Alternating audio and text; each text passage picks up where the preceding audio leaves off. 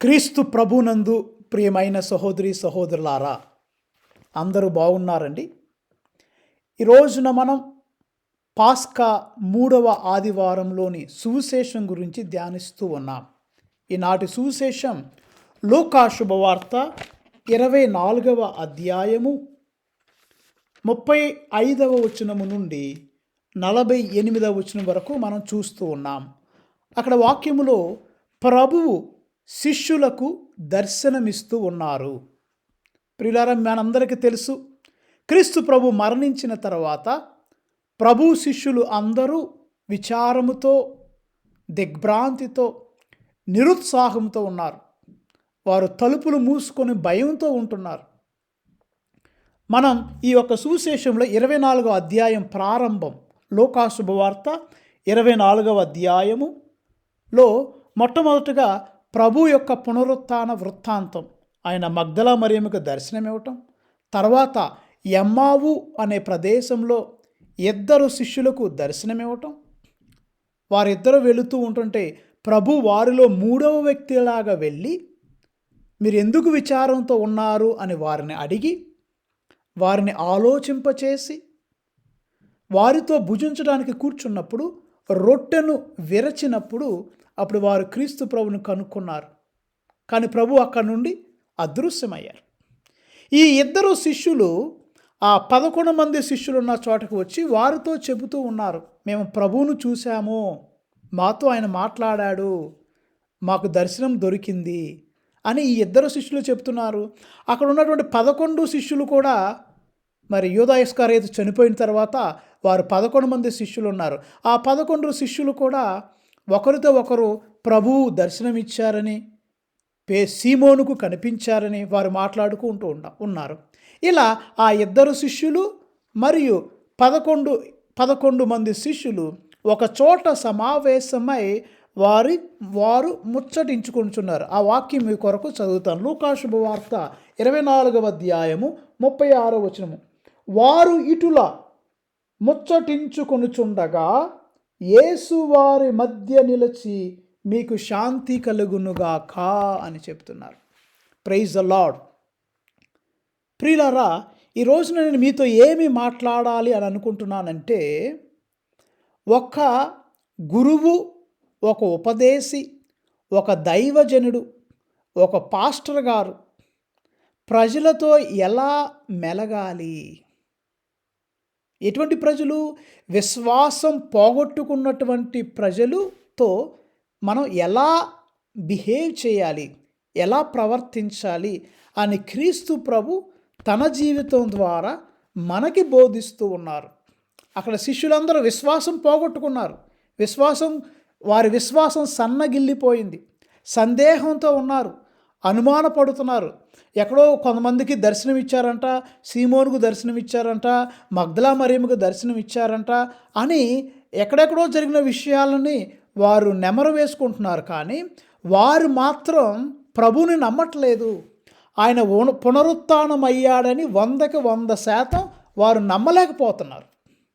మరి అలాంటి వ్యక్తులతో, విశ్వాసం పోయినటువంటి వ్యక్తులతో మనం ఎలా ప్రవర్తించాలి అని, ఒక బోధకుడు ఎలా ప్రవర్తించాలి, ఒక పాస్టర్ గారు ఎలా ప్రవర్తించాలి, ఒక ఉపదేశం ఎలా ప్రవర్తించాలని ప్రభు వాక్యంలో మనకి బోధిస్తూ ఉన్నారు. ప్రియులారా,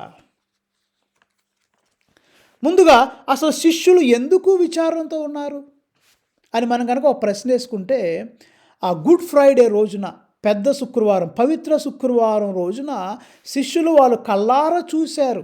ఏం చూశారు? శిష్యులు ఎవరినైతే ఒక గురువుగా ఎంపిక చేసుకున్నారో, ఎవరైతే దైవజనుడిగా భావించారో, దేవుని కుమారుడుగా భావించారో, ఆ దేవాతి దేవుని కుమారుడు నిస్సహాయ స్థితిలో శిలువ మీద కొట్టబడి మరణించినప్పుడు వీరందరి యొక్క విశ్వాసం సన్నగిల్లిపోయింది. అయ్యో, మా జీవితం వ్యర్థమైపోయింది, మా బ్రతుకు వేస్ట్ అయిపోయింది, మేము ఇతరులను నమ్ముకొని వచ్చాము, మా వృత్తులను మానుకొని వచ్చాము, కానీ ఈ నజరేయుడని యేసు మా అందరిని ముంచేసి వెళ్ళిపోయాడు, ఆయన మాకు ఏ ఆధారం లేకుండా వెళ్ళిపోయాడు, మా జీవితాలు నాశనం చేశాడు అని వారు ఒకలాంటి బాధతో, దిగ్భ్రాంతితో, నిరాశతో, నిస్పృహతో, విచారముతో ఉన్నారు. ఆ యేసును సమాధి చేశారు.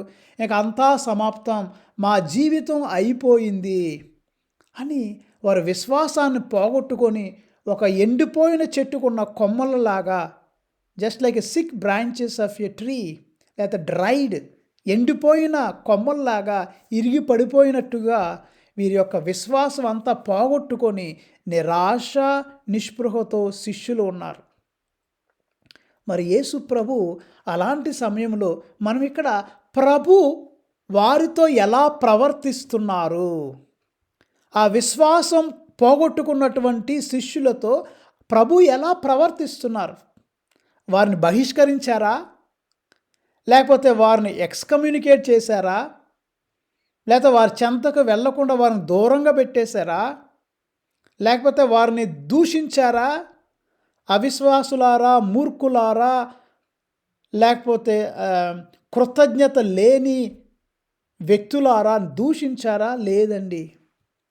చూసారా, ప్రభు యొక్క పరిచర్య విధానం.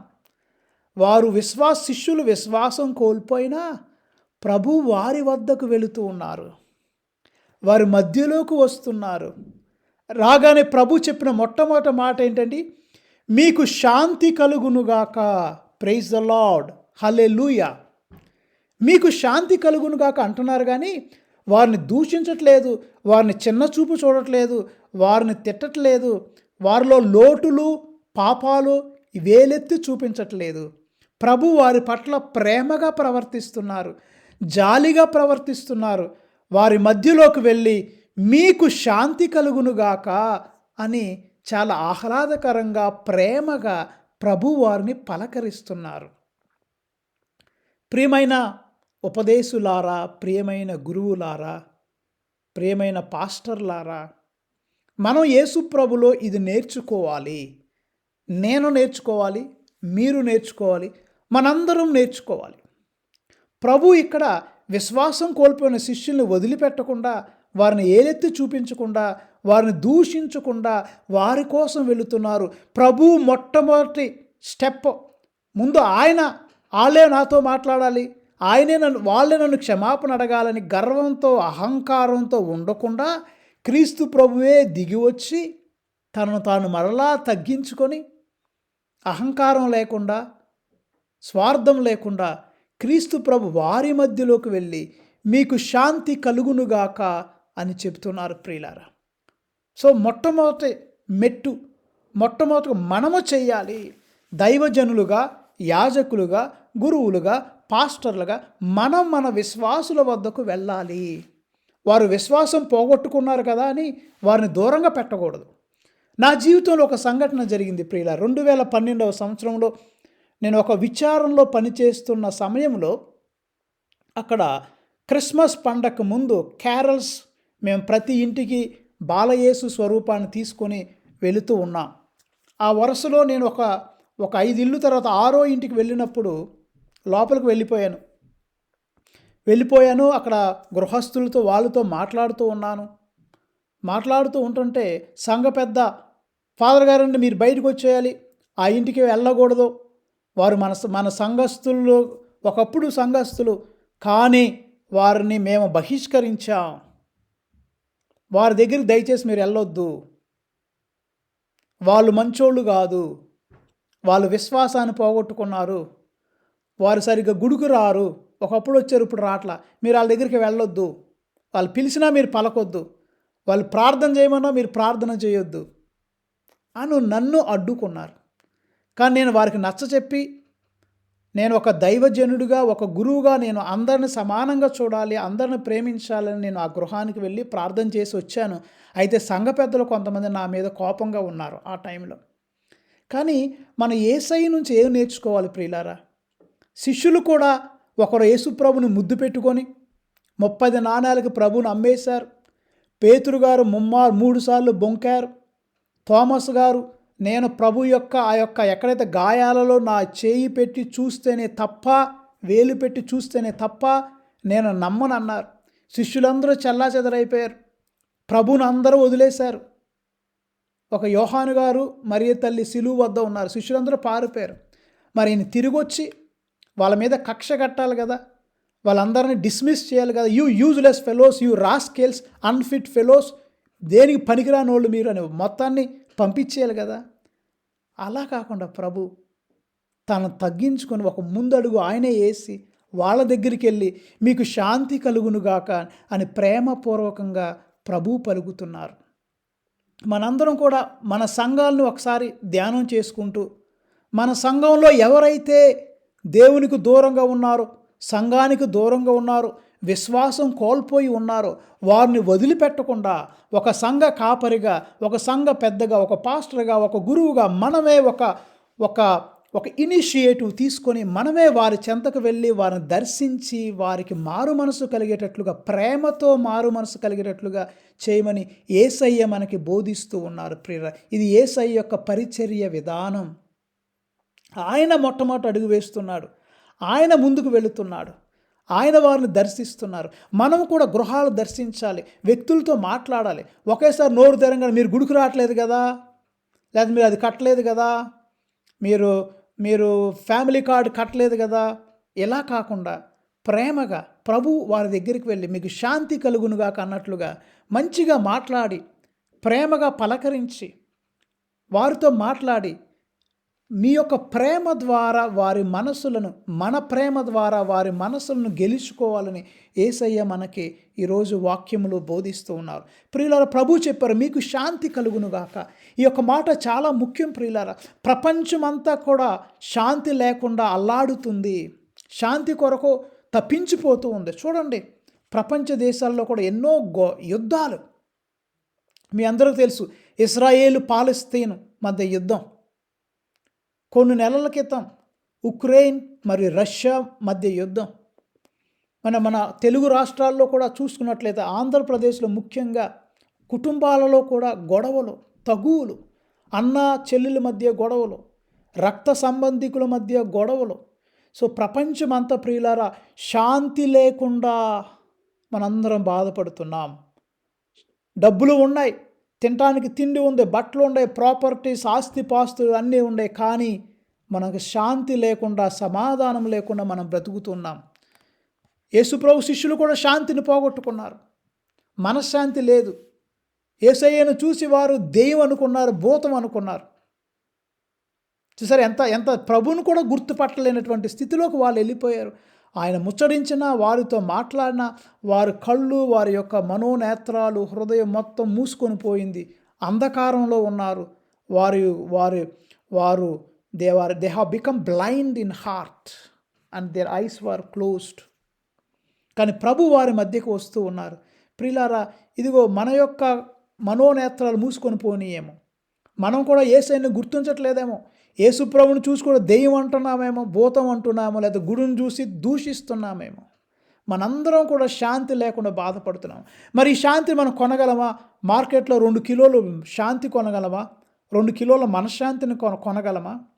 ఇక సినిమాలు, లేకపోతే పాటలు, మ్యూజిక్ కొంతవరకు రిలాక్సేషన్ ఇస్తాయేమో, కానీ అవి శాంతిని ఇవ్వవు. అవి మనకి నిజమైన ఆనందాన్ని, సంతోషాన్ని ఇవ్వవు. అవి మనకి టైం పాస్కి ఉపయోగపడతాయి, కానీ శాంతి, సమాధానం ఇవ్వవు. అయితే ప్రియులారా, ఈ యొక్క శాంతి సమాధానం ఎక్కడ దొరుకుతుంది? ఈ యొక్క శాంతి మనకి ఈ లోకంలో ఎక్కడ వస్తుంది? కొనలేమన్నాం కదా. కానీ యెషయా ప్రవక్త ఒక గొప్ప మాట చెప్తున్నాడు ప్రియులారా. మన యెషయా గ్రంథము 26వ అధ్యాయము 3వ వచనం మీ కొరకు నేను చదువుతాను. యెషయా గ్రంథము 26వ అధ్యాయము 3వ వచనము. ప్రభు స్థిర మనసుతో నిన్ను నమ్మువారికి నీవు పరిపూర్ణ శాంతిని వసుగుదువు. ప్రైజ్ ద లార్డ్, హల్లెలూయా. ఈ వాక్యం మరొకసారి చదువుతున్నా. ప్రభు స్థిరమైన మనసుతో నిన్ను నమ్మువారికి నీవు పరిపూర్ణ శాంతిని వసుగుదువు. Praise the lord. ఆయన నమ్ముకున్నటువంటి వారికి, దేవుణ్ణి పరిపూర్ణంగా పూర్ణ మనసుతో నమ్ముకున్నటువంటి వారికి, స్థిరమైన మనసుతో నమ్ముకున్నటువంటి వారికి ఆయన పరిపూర్ణ శాంతిని ఇస్తాడు. హల్లెలూయా. అయితే ప్రియ, మనకు శాంతి కావాలంటే ప్రభువుని నమ్మండి, స్థిరమైన మనసుతో ప్రభువుని నమ్మండి, ఆయన చెంతకు వెళ్ళండి, ఆయన మీద ఆధారపడండి. ఆయన మాత్రమే ప్రభువుగా సేవించండి. అప్పుడు మీ జీవితంలో మీకు శాంతిని దేవాతి దేవుడు కలుగు చేస్తూ ఉంటాడు. ప్రియులారా, అంటే శాంతి ఎక్కడ దొరుకుద్ది? దేవుని వద్ద మాత్రమే దొరుకుద్ది. He is the source of peace. శాంతి, సమాధానం కేవలము దేవుడి నుండి మాత్రమే వస్తుంది ప్రియులారా. స్నేహితుల వద్ద రాదు, భార్యాభర్తల మధ్య మాత్రమే రాదు, అది తాత్కాలికం. కానీ నిజమైన శాంతి, పరిపూర్ణమైన శాంతి దేవాతి దేవుడు మాత్రమే మనకు దయచేస్తూ ఉంటాడు. కీర్తన గ్రంథంలో కూడా మనం చూసుకున్నట్లయితే, కీర్తన గ్రంథము 4వ కీర్తన 8వ వచనం నేను మీ కొరకు చదువుతాను. నేను పరుండిన వెంటనే ప్రశాంతముగా నిద్రింతును, నేను సురక్షితముగా జీవించున్నట్లు చేయవాడవు నీవే. హల్లెలూయా, ప్రైజ్ ది లార్డ్. నేను పరుండిన వెంటనే ప్రశాంతముగా నిద్రింతును. ఎంతమంది మీరు పడుకోగానే నిద్రపోతారు? చాలామందికి ఈ రోజుల్లో నిద్ర సమస్య. కొంతమంది ట్యాబ్లెట్లు వాడతారు, ఇంకా కొంతమంది రకరకాల మందులు వాడతారు. నిద్ర రాదు. ఎందుకు నిద్ర రాదు? మనసులో కలత, క్షోభ, బాధ, మనోవ్యాధి లోపల. ఎందుకంటే ఏదో మనల్ని బాధ పెడుతూ ఉంటుంది, ఏదో సమస్య మన జీవితంలో ఎప్పుడు మనల్ని వెంటాడుతూ ఉంటుంది. కానీ కీర్తనకారుడు చెప్తున్నాడు, ప్రభువా నువ్వు నాకున్నావు కాబట్టి చూడు నాకేం జరుగుతుంది. నేను పరుండిన వెంటనే ప్రశాంతముగా నిద్రింతును, నేను సురక్షితముగా జీవించున్నట్లు చేయువాడవు నీవే. హల్లెలూయా. కాబట్టి ప్రియుల, ప్రభువు చెప్తున్న మీకు శాంతి కలుగునుగాక. ఆ శాంతి మనందరి జీవితంలో ఉండాలి. కాబట్టి ఒక దైవజనుడుగా ఇలా విశ్వాసం కోల్పోయినటువంటి వారి గృహాలకు వెళ్ళి వారిని సందర్శించి వారిని దూషించకుండా, వారిలో తప్పులు ఏలెత్తి చూపించకుండా వారిని ప్రేమతో మనం పలకరించాలి. ఒక దైవజనుడి యొక్క పరిచర్య విధానం ఈ విధంగా ఉండాలని క్రీస్తు ప్రభు చెబుతూ ఉన్నారు. రెండోది ప్రియులారా, ప్రభు వారిని క్షమిస్తూ ఉన్నారు. పేతురు 3 సార్లు బొంకవేంటి, యూ స్టూపిడ్ ఈడియట్ రాస్కెల్ ఎదవా అని తిట్టారా పేతురు గారిని? తిట్టలేదు. అదే థోమస్ గారు, సరే తోమా నువ్వు చూసి నన్ను విశ్వసించో, చూడక విశ్వసించేవారు ధన్యులు అన్నారు. కానీ తోమా గారు నన్ను చంప మీద లేక కొట్టారా? లేదు. ప్రభు క్షమిస్తున్నారు, తన శిష్యుని క్షమిస్తున్నారు. మనము కూడా దైవజనులుగా, పాస్టర్లుగా, గురువులుగా, ఉపదేశులుగా మన సంఘాల్లో చిన్న చిన్న తప్పులు జరిగినప్పుడు సంఘస్థులను క్షమించాలి. మనం పెద్ద మనసు చేసుకొని మనం తగ్గి వారి వద్దకు వెళ్ళాలి, కానీ వారిని వెలివేయటం కాదు. ఇంకా కొన్ని సంఘాలలో, కొన్ని విచారణలలో కొన్నిసార్లు దైవజనులు మరి ఈ యొక్క పెద్ద మనసు చేసుకోకుండా సంఘస్థుల మీద దెబ్బలాడుతూ ఉంటారు, సంఘస్థుల మీద పోట్లాడుతూ ఉంటారు. సంఘస్థుల కంటే వీరే గొప్పోళ్ళుగా భావించుకొని వారిని చిన్నచూపు చూస్తూ ఉంటారు. సంఘం మనదే. ప్రభు మనకు అవకాశం ఇచ్చాడు సంఘాన్ని సేవించడానికి, కానీ సంఘం మీద పెత్తనం చెలాయించడానికి దేవుడు మనకి ఆ బాధ్యతని ఇవ్వలేదు. ప్రతి దైవజనుడు, ప్రతి ఉపదేశి కానీ, ప్రతి గురువు కానీ, ప్రతి పాస్టర్ కానీ ఆ సంఘంలో కొన్ని సంవత్సరాలు మాత్రమే మనం పనిచేస్తాం. అయితే 3 సంవత్సరాలు, 5 సంవత్సరాలు, చిన్న గురువులు అయితే 1 సంవత్సరం, 2 సంవత్సరం మాత్రమే మనం పనిచేస్తాం. ఆ ఇచ్చిన సమయాన్ని మనం చక్కగా సద్వినియోగపరుచుకొని క్రీస్తు ప్రభువు వలె ఆయన పరిచర్య విధానాన్ని అలవర్చుకొని మనము కూడా ప్రేమగా మెలగాలి. కానీ సంఘస్థుల మీద దౌర్జన్యం చేయటం కాదు, సంఘస్థుల మీద అధికారం చెలాయించడం కాదు. మనము తగ్గాలి, వారు తప్పు చేసినా క్షమించాలి. అంతేగాని సంఘస్థులను వెలివేయటం కాదు, సంఘస్థుల్ని బహిష్కరించడం కాదు, లేకపోతే నలుగురిలో సంఘస్థుల్ని అవమానించటం కాదు. క్రీస్తు ప్రభు అవమానించలా, క్రీస్తు ప్రభు బహిష్కరించలా. ఆయన ప్రేమతో మెలిగాడు. శిష్యులు ఎన్నిసార్లు ఆయనకు విరుద్ధంగా వెళ్ళినా ఆయన మాత్రం వారిని క్షమించాడు. ప్రియులారా, ఇది మనం అలవాటు చేసుకోవాలి ప్రభునందు. ప్రియులారా, మనం గమనించాల్సిన విషయం ఏంటంటే, ప్రభు వారితో భుజిస్తూ ఉన్నారు. ఎందుకు భుజిస్తున్నారు? ఆయన రక్త మాంసము ఎముకలతో ఉన్న వ్యక్తి. మామూలుగా శిష్యులు ఏమనుకున్నారు? ప్రభువుని చూసి భూతం అనుకున్నారు.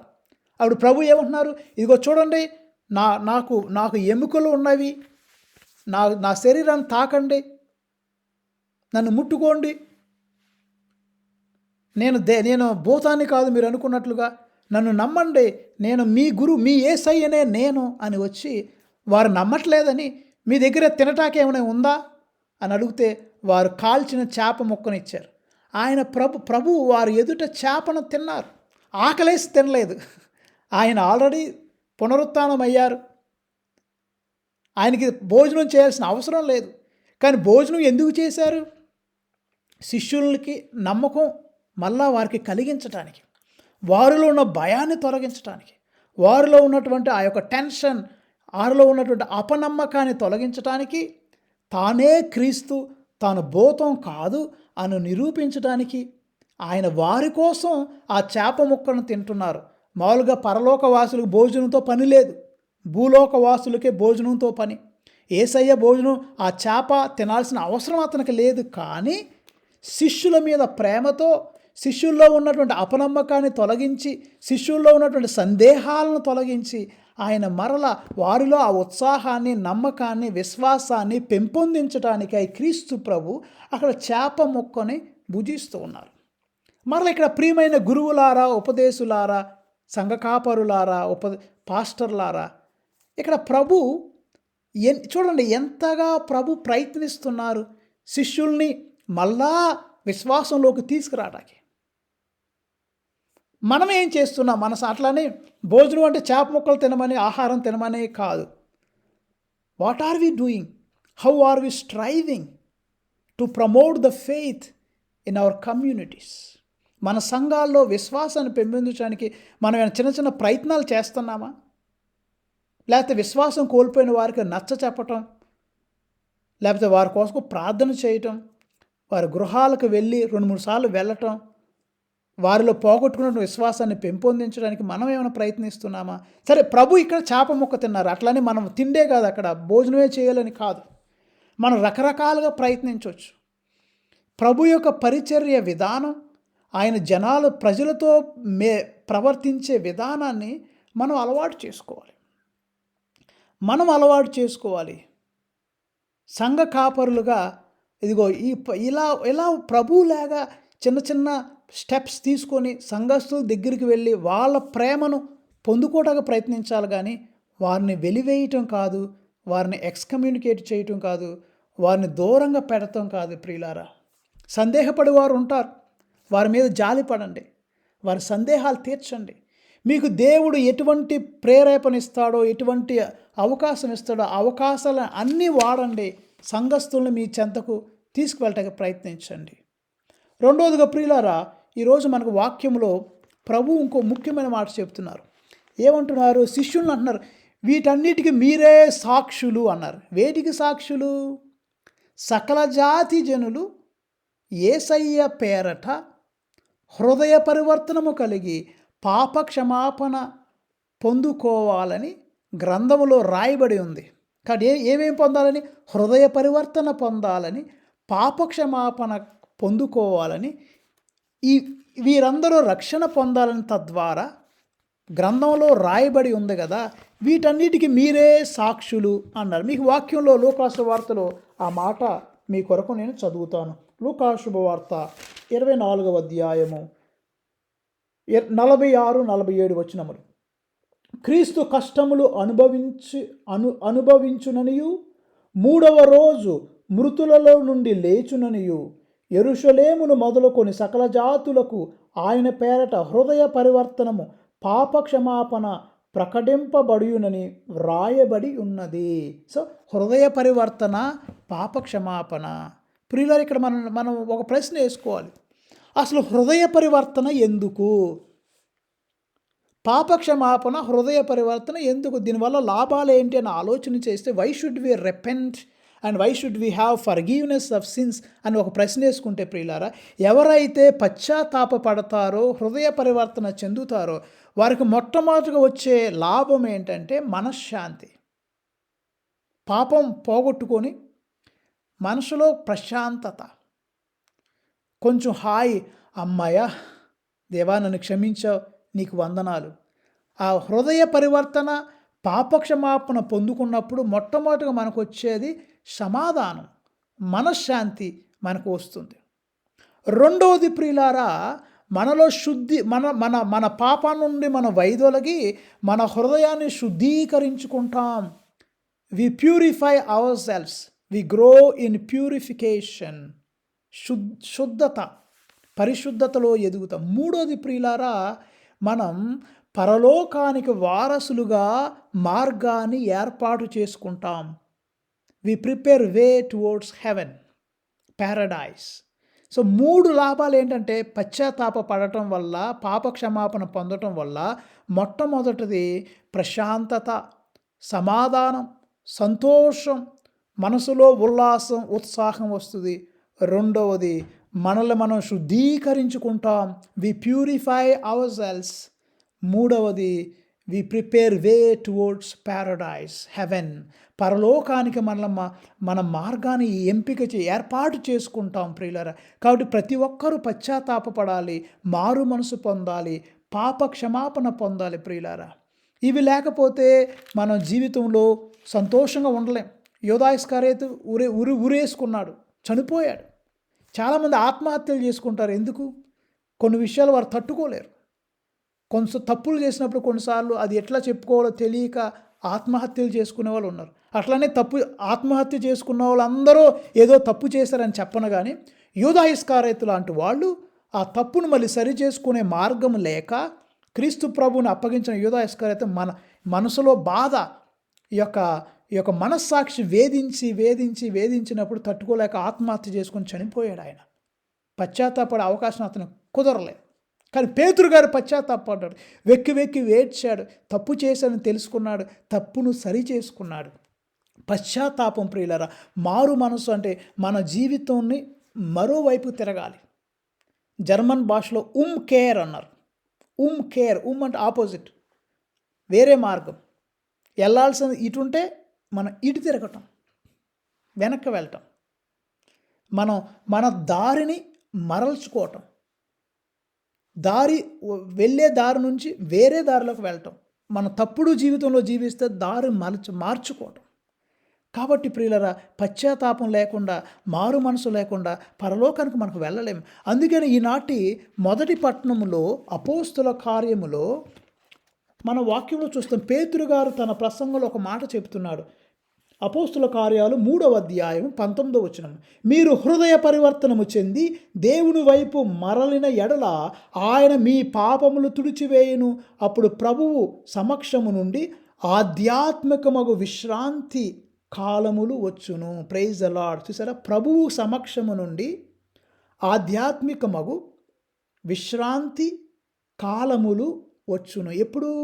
మన హృదయ పరివర్తనము చెందినప్పుడు, దేవుని వైపు మరలినప్పుడు, అప్పుడు మనకి మన పాపాలు తుడిచివేస్తాడు. మనకి ప్రియులారా విశ్రాంతి, ఆధ్యాత్మికమగు విశ్రాంతి కాలములు వచ్చును.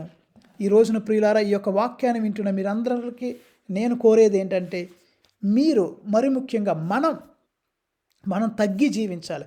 మనమే ఒక మెట్టు దిగి ప్రభువులాగా, శిష్యులు ఎన్నిసార్లు ప్రభువుని దూషించినా, మర్చిపోయినా, మరి యూదా ఇస్కరియోతు లాంటి వాళ్ళు అమ్మేసిన, పేతురు లాంటి వాళ్ళు అబద్ధాలు ఆడినా, థోమస్ లాంటి వాళ్ళు అవిశ్వాసం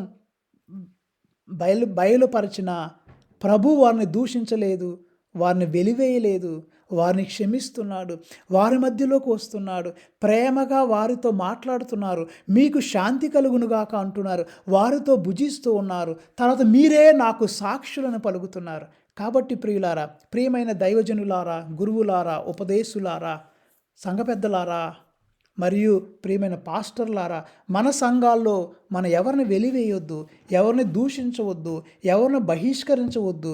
యేసయ్యలాగా ప్రేమ కలిగి జీవిద్దాం. ప్రేమ కలిగి వారితో వెళ్ళి వారిని దర్శించి ప్రేమతో వారి మనసులను గెలుద్దాం. చిన్న ప్రార్థన చేద్దాం. కృపగల దేవా, దయగల తండ్రి, వాక్యం ద్వారా మాతో మాట్లాడినందుకు లెక్కలేని వందనాలు ప్రభువా. మీరు పునరుత్థానమైన మీరు ప్రభువా, భయముతో ఆందోళనతో ఉన్నటువంటి శిష్యుల మధ్యలోకి వచ్చి శాంతి కలుగునుగాక అని పలుకుతున్నారు. వారి విశ్వాసాన్ని పెంపొందిస్తున్నారు. యేసయ్యా, మాకు కూడా ఈ శక్తిని దయచే మేము కూడా మా సంఘాల్లో ఒక గురువులుగా, ఉపదేశులుగా, పాస్టర్లుగా, సంఘ పెద్దలుగా మాలో అహంకారాన్ని తొలగించేసి ప్రభువా, మీకులాగా మమ్మల్ని మేము తగ్గించుకొని మేమే మొదటి మెట్టు వేసి వారి చెంతకు వెళ్ళి వారిలో విశ్వాసాన్ని పెంపొందించే మార్గాన్ని దయచేయండి. అందరితో కూడా ప్రభువా శాంతిని కలిగి జీవించాలని వారి గృహాలను దీవించే భాగ్యము దయచేయండి. మాలో పాప మన్నింపు, హృదయ పరివర్తన దయచేసి పరలోక బిడ్డలుగా నీ ఎడల స్థిరమైన మనసు కలిగిన వారికి నువ్వు శాంతినిస్తున్నావు కాబట్టి ఆ శాంతిని పొందే భాగ్యం మా అందరికి దయచేయమని మా ప్రభువైన యేసుక్రీస్తు ద్వారా వేడుకొనుచున్నాము తండ్రి. ఆమేన్. దేవుడు ఈ వాక్యమును దీవించుదురుగాక. మీ అందరినీ ప్రభు ఆశీర్వదింతురుగాక. ఆమేన్.